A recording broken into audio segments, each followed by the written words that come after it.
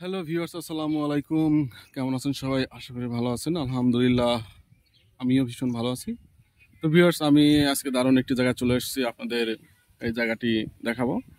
এটা মূলত ছোট্ট একটি পল্লী গ্রাম। গ্রামটির মাঝখান দিয়ে নদী, দুই পাশে বাড়িঘর, মানুষের বসবাস। গ্রামটি একদম স্বপ্নের মতো, বইয়ের পাতা সেই কবিতার মতো।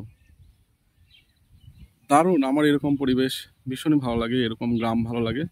আমি যতটুকু সবারই এরকম পরিবেশ, এরকম গ্রাম সবাই অনেক ভালোবাসে। এখানকার মানুষগুলো খুবই সরল সোজা, খুবই ভালো মানুষ। সবাই একদম সরলতা এদের মনকে ছুঁয়ে যায়।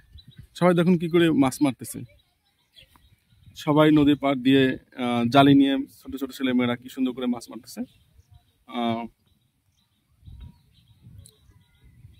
খুবই সুন্দর, স্বপ্নের মতো।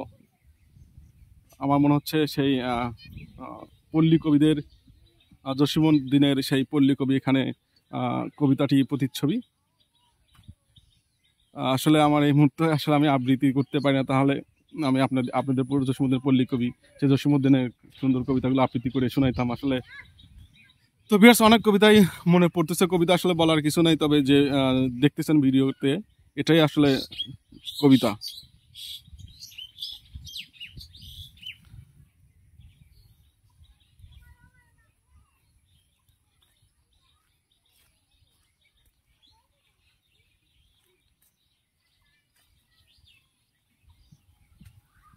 তো ভিউয়ার্স, এত সুন্দর দৃশ্য আপনারা আমার মাধ্যমে দেখতে পাচ্ছেন। আপনারা অবশ্যই আমার ভিডিওতে দেখলে লাইক করবেন, কমেন্ট করবেন, সেই সাথে অবশ্যই আমার চ্যানেলটিতে সাবস্ক্রাইব করবেন, আমাকে উৎসাহ দিবেন।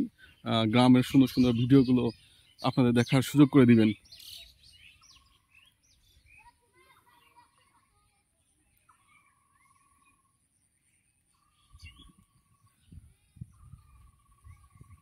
এখানকার মানুষগুলোর জীবনযাত্রা খুবই সহজ সরল। দেখুন, মাছ মারা খরা, নৌকা, আর এই বর্ষাকালে সবাই ভরপুর নদীতে, পানিতে সবাই দেখেন জালি নিয়ে মাছ মারতে নেমে পড়েছে। বর্ষাকালে আরো ভীষণই সুন্দর, সেটা আপনারা দেখতে পাচ্ছেন। এরা মাছ মারায় ব্যস্ত। ওয়াও!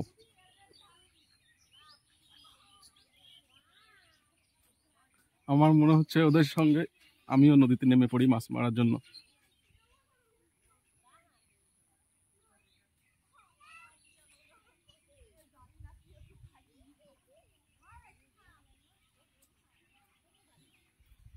একবার যেতে দে না আমার ছোট্ট সোনার গায়। তো আসলে আমি কবিতা না পারলেও দু এক কলি দেশের গান জানি, সেটা আপনাদের আমি শোনালাম। একবার যেতে দে না আমার ছোট্ট সোনার গায়।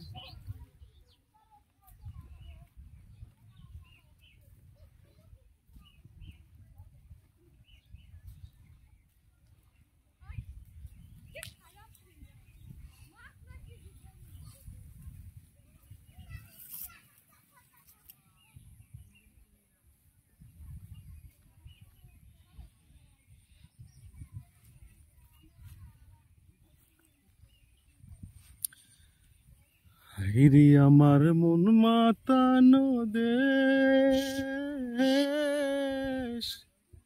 হায়রে আমার সোনা ফলা দেশ।